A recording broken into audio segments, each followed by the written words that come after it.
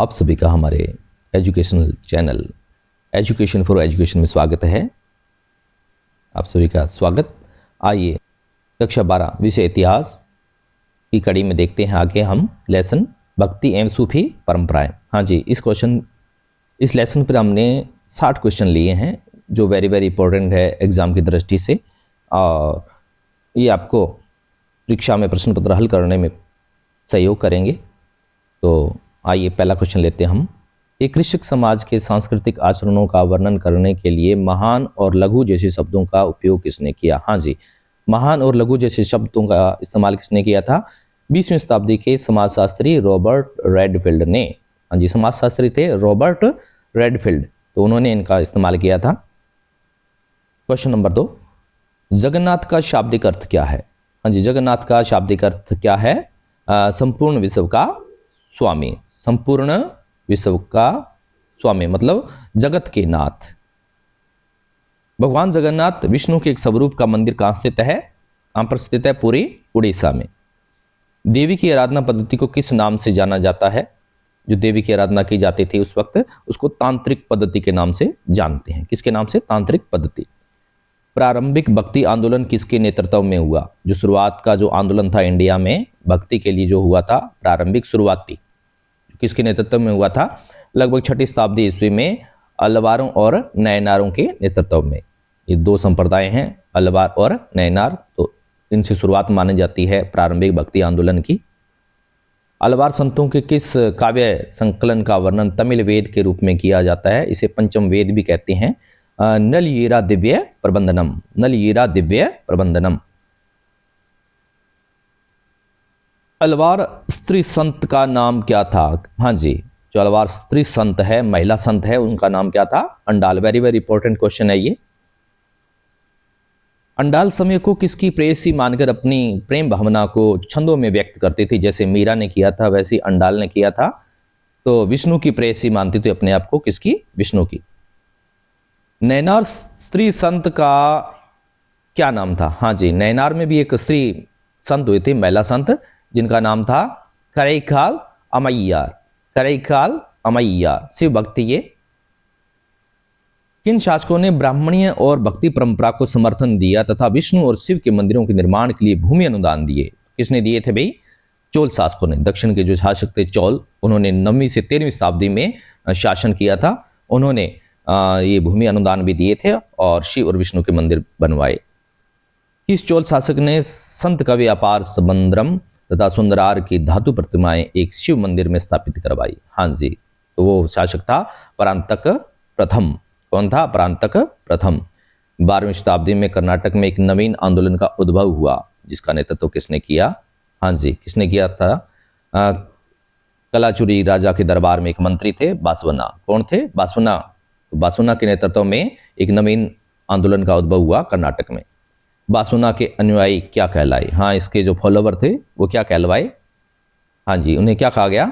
वीर शैव मतलब शिव के वीर, और लिंगायत मतलब लिंग धारण करने वाले।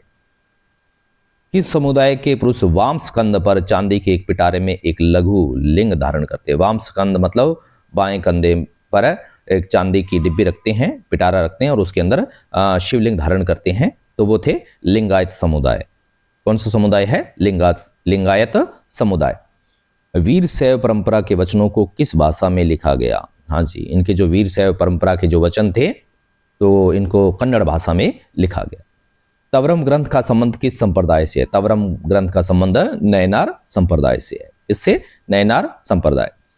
किस अरब आक्रमणकारी ने 1711 ईस्वी में सिंध को विजित किया? हाँ जी, अरब आक्रमणकारी जिसने सिंध को जीत लिया था तो वो था मोहम्मद बिन कासिम। कौन था? मोहम्मद बिन कासिम। शरिया क्या है? हाँ जी, शरिया मुसलमान समुदाय को निर्देशित करने वाला कानून है। क्या है? उसका लॉ है जी, मुसलमान समुदाय को निर्देशित करता है शरिया। हदीस का क्या अर्थ है?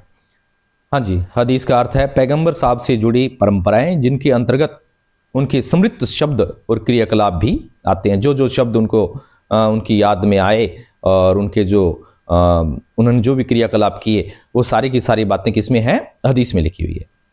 सूफियों ने कुरान की व्याख्या किसके आधार पर की? हाँ जी, कुरान की जो व्याख्या करते हैं सूफी जो लोग हैं अपने निजी अनुभवों के आधार पर, जो भी उन्होंने महसूस किया, जो उनके सामने चीजें आई, उसके आधार पर उन्होंने कुरान की व्याख्या की है। सिलसिला का शाब्दिक अर्थ क्या है? हाँ जी, सिलसिला जंजीर जो शेख और मुरीद के बीच एक निरंतर रिश्ते का द्योतक है, जिसकी पहली अटूट कड़ी पैगंबर मोहम्मद से जुड़ी है। हाँ जी, ये सिलसिला क्या है? एक प्रकार से जंजीर है, मतलब कड़ी है जो शेख और मुरीद के बीच जुड़ी हुई है, और पहली कड़ी स्टार्ट होती है पैगंबर साहब से, तो वहां से ये कहा गया है कि सिलसिला का शाब्दिक अर्थ ये है। शरिया की अवहेलना करने वाले को क्या कहा जाता है? हाँ जी, जो कानून है, शरिया जो कानून है, उसको जो नहीं मानता, उसकी जो अवहेलना करते हैं, उसे क्या कहते हैं? बेशरिया। क्या कहते हैं? बेशरिया। शरिया का पालन करने वालों को क्या कहा जाता है? बाशरिया। क्या कहा जाता है? बाशरिया। कशफ उल महजूब, पर्दे वाले की बेपर्दगी, किताब किसने लिखी? हाँ जी, किसने लिखी है? अब्दुल हसन अल हुजविरी ने। किसने? अब्दुल हसन अल हुजविरी ने। हुजविरी के मज़ार लाहौर में पर दरगाह किसने बनवाई? हाँ जी, लाहौर में इनकी दरगाह बनवाई गई है। वो किसके द्वारा बनवाई गई है? सुल्तान महमूद गजनी के पोते ने। सुल्तान महमूद गजनी के पोते ने। ख्वाजा मोइनुद्दीन चिश्ती या गरीब नवाज की दरगाह कहाँ स्थित है? अजमेर, राजस्थान। कहाँ पे है? अजमेर, राजस्थान। ख्वाजा मोइनुद्दीन चिश्ती की दरगाह पर आने वाला प्रथम सुल्तान कौन था? हाँ जी, पहला सुल्तान जो इनकी दरगाह पर आया था यहाँ पे, तो वो था मोहम्मद बिन तुगलक। कौन था? मोहम्मद बिन तुगलक। ख्वाजा मोइनुद्दीन की मज़ार पर सबसे पहली इमारत किसने बनवाई? हाँ, जो पहली इमारत यहाँ बनाई गई थी वो किसके द्वारा बनवाई गई थी? तो मालवा के सुल्तान गियासुद्दीन खलजी ने। कौन था जी? मालवा का सुल्तान गियासुद्दीन खलजी। अकबर ने ख्वाजा मोइनुद्दीन की दरगाह की कितनी बार यात्रा की? ये भी क्वेश्चन है जो इंपॉर्टेंट है। कितनी बार यात्रा की थी? 14 बार यात्रा की थी। शेख मोइनुद्दीन चिश्ती की जीवनी मुनीस अल अखाए, आत्मा का विश्वस्त, किसने लिखी? हाँ जी, किसने लिखी थी? मुगल शहजादी जहां आरा ने। किसने लिखी थी? मुगल शहजादी जहां आरा ने। 1568 में तीर्थ यात्रियों के लिए खाना पकाने के लिए विशाल देग दरगाह गरीब नवाज को किसने भेंट की? हाँ जी, विशाल देग किसने भेंट की थी? बादशाह अकबर ने। बाबा फरीद की क्षेत्रीय भाषा में काव्य रचना किसमें संकलित है? बाबा फरीद ने जो क्षेत्रीय भाषा मतलब पंजाबी में जो लिखा वो किसमें संकलित है? गुरु ग्रंथ साहिब में। किसमें है जी? गुरु ग्रंथ साहिब में। पद्मावत की रचना किसने की है? हाँ जी, मलिक मोहम्मद जायसी ने। किसने की है? मलिक मोहम्मद जायसी ने। कौल, अरबी शब्द जिसका अर्थ कहावत का प्रचलन किसने किया? हाँ जी, कौल किसने किया था? अमीर खुसरो ने किया था। किसने किया था? आमिर खुसरो ने। आमिर खुसरो किसके अनुयायी थे? शेख निजामुद्दीन औलिया के। किसके थे? शेख निजामुद्दीन औलिया के। शेख निजामुद्दीन औलिया के अनुयायी उन्हें क्या कहकर संबोधित करते थे? हाँ जी, क्या कहते थे? सुल्तान उल मशेक। सुल्तान उल मशेक अर्थात शेखों में सुल्तान, मतलब जितने भी शेख थे उसमें सबसे बड़े माने जाते हैं ये। शेख सलीम चिश्ती की दरगाह कहाँ स्थित है? फतेहपुर सिकरी में। कहाँ पे है जी? फतेहपुर सिकरी में शेख सलीम चिश्ती की दरगाह कहाँ पर स्थित है? फतेहपुर सिकरी, यूपी में। गुरु नानक देव जी का जन्म कहाँ हुआ था? कहाँ हुआ था? ननकाना साहिब, पंजाब, पाकिस्तान। कहाँ हुआ था जी? ननकाना साहिब, पंजाब, पाकिस्तान। आदि ग्रंथ साहिब का संकलन किसने किया? तो 5वें गुरु अर्जन देव जी ने इसका संकलन करवाया था, जिसमें जो शुरुआत के चारों गुरु है, कबीर जी की वाणी है, उनको इसमें संकलित किया गया है।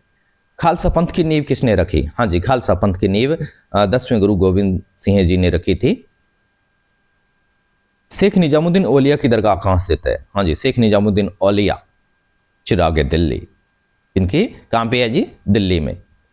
कबीरदास जी किसके शिष्य थे? हाँ जी, कबीरदास जी किसके शिष्य थे? रामानंद जी के। किसके? रामानंद जी के। शंकर देव का संबंध किस राज्य से है? हाँ जी, शंकर देव जो हुए हैं उनका संबंध असम राज्य से है। इतिहासकार भक्ति परंपरा को कितने वर्गों में बांटते हैं? तो इतिहासकार भक्ति परंपरा को 2 वर्गों में बांटते हैं, सगुण और निर्गुण।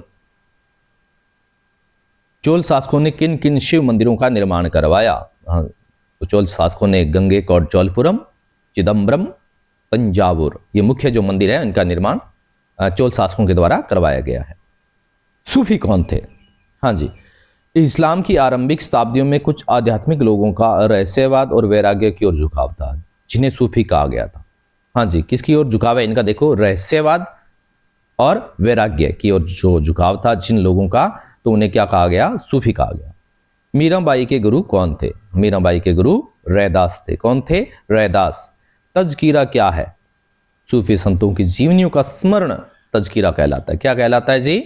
सूफी संतों की जीवनियों का स्मरण तज़किरा कहलाता है। मकतूबात क्या है? मकतूबात सूफी संतों द्वारा अपने अनुयायियों और सहयोगियों को लिखे गए पत्रों के संकलन को मकतूबात कहा जाता है। किसको कहा जाता है? पत्रों के संकलन को, जो उन्होंने लिखे थे अपने अनुयायी और सहयोगियों को। किस सूफी संत ने अपने जीवन काल में 7 सुल्तानों का शासनकाल देखा था? हाँ जी, 7 सुल्तानों का शासनकाल देखा जिसने, उसका नाम है शेख निजामुद्दीन औलिया। शेख निजामुद्दीन औलिया। शेख फरीदुद्दीन गंज ए सकर की दरगाह कहां स्थित है? कहां पर स्थित है? अजोधन, पाकिस्तान। कहां पे है? अजोधन, पाकिस्तान। किस मुगल शासक ने खंबात में गिरजाघर में सहयोग हेतु फरमान 1598 ईस्वी में जारी किया? हाँ जी, वहाँ जो रहने वाले लोग थे उन्हें कहा कि आप सहयोग कीजिए और इन्हें ईसाई जो लोग हैं इन्हें इबादत के लिए गिरजाघर बनाने दीजिए। तो ये जो आदेश जारी किया था, जो फरमान जारी किया था, वो बादशाह अकबर ने किया था। कबीर वाणी किस 3 विशिष्ट परिपाटियों में संकलित है? मतलब कबीर की जो वाणी है, उनके जो शब्द हैं, जो किसमें संकलित है जी? कबीर बीजक में, कबीर ग्रंथावली में और आदि ग्रंथ साहिब में संकलित हैं। इन्हीं 2 निर्गुण संतों के नाम बताइए। हाँ जी, फेमस और very very important question, Guru Nanak Dev ji और कबीरदास जी। कौन से हैं? गुरु नानक देव जी, कबीरदास जी, और दादू जी को भी इनके साथ में जोड़ा जा सकता है। मीराबाई कौन थी? हाँ जी, मीराबाई कौन थी? मीराबाई मारवाड़ के मेड़ता जिले की एक राजपूत राजकुमारी थी, जिसका विवाह भोजराज, जो राणा सांगा का पुत्र था, उसके साथ कर दिया गया था। खानकाह का परित्याग कर फकीर का जीवन बिताने वाले सूफी क्या कहलाते थे? हाँ जी, जिन्होंने खानकाह छोड़ दिया और फकीर की तरह घूमते रहते थे, तो वो कौन, क्या कहलाते थे? उनके क्या कहते थे? कलंदर, मदारी, मलंग, हैदरी। जिमी कौन थे? जिमी, हाँ जी, जिमी वे लोग थे जो उद्घटित धर्म ग्रंथ को मानने वाले थे, जैसे इस्लामी क्षेत्रों में रहने वाले यहूदी, ईसाई और हिंदू। ये लोग जजिया कर चुकाकर मुसलमान शासकों द्वारा संरक्षण के अधिकारी हो जाते थे। यदि आपको अपना धर्म मानना है तो आपको कर चुकाना पड़ेगा जजिया, उसके बाद में ही आप अपना जो धर्म है और अपने जो धर्म ग्रंथ है उनको मान सकते हो। इस्लाम धर्म के 5 प्रमुख सिद्धांत कौन कौन से हैं? हाँ जी, 5 प्रमुख सिद्धांत कौन कौन से हैं? अल्लाह एकमात्र ईश्वर है, पैगंबर मोहम्मद उसके दूत हैं। दूसरा, दिन में 5 बार नमाज अदा करनी चाहिए। कितने बार? 5 बार। खैरात, खैरात का मतलब है ज़कात, मतलब दान बांटना चाहिए, दान करना चाहिए। नमाज के महीने में रोजा रखना चाहिए और हज के लिए मक्का जाना चाहिए। ये जीवन में एक बार आपको हज करना चाहिए। ये 5 बातें हैं जो इस्लाम की प्रमुख बातें मानी जाती है, सिद्धांत माने जाते हैं। खालसा पंथ के 5 प्रतीकों के नाम बताइए। हाँ जी, 5 प्रतीक खालसा पंथ के, मतलब पंचकंकार कौन कौन सी हैं? बिना कटे केस, कृपाण, कच्छ, कंघा और लोहे का कड़ा, जिन्हें पंचकंकार भी कहा जाता है। अलवार और नैनार में मुख्य अंतर क्या है? हाँ जी, 2 संप्रदाय थे, अलवार और नैनार। तो उसमें मुख्य अंतर क्या है? अलवार जो थे वो विष्णु के उपासक थे और नैनार किसके उपासक थे? शिव के उपासक थे। याद रखने के लिए आप त्रिनेत्र, तीसरा नेत्र है वो किसका है? शिव का है। तो नय से नयन, नय से नयनार, शिव के उपासक थे। इस प्रकार से आप ट्रिक के मेथड में भी इसको याद रख सकते हैं। तो ये अपने वेरी वेरी इंपॉर्टेंट 60 क्वेश्चंस है जिनको हमने इस लेसन में आपके साथ साझा किया है।